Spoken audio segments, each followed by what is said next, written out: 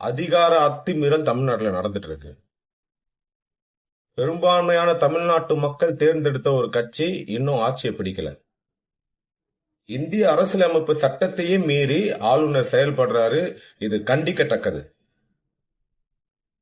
இந்த சமயத்துல நம்ம ஜனநாயகத்தை காக்கக்கூடிய அரசியல் கட்சிகள் இருக்காங்கல்ல, அவங்க எல்லாம் நிச்சயம் ஒண்ணு கூடணும். அதிமுக இதுல இடம்பெறாது. ஏன் அப்படின்னா ஜனநாயகத்துக்கு எதிரான பாஜக என்கிற ஒரு கட்சியோட அடிமையா போயிடுச்சு.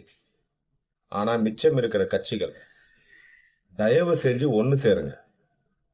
ஏன் அப்படின்னா இன்னைக்கு டிவிகே அப்படிங்கிற ஒரு கட்சிக்கு நடக்கிற எந்த சம்பவம் நாளைக்கு உங்களுக்கும் நடக்கலாம். அப்ப கேட்க யாரும் இருக்க மாட்டாங்க.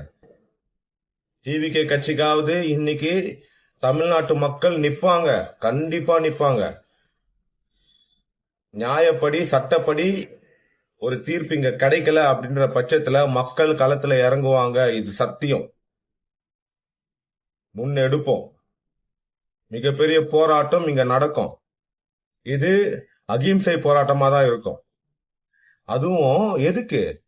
சட்டத்தை காப்பாத்துறதுக்கு, சட்டப்படி இங்க எல்லாமே நடக்கிறதுக்கு.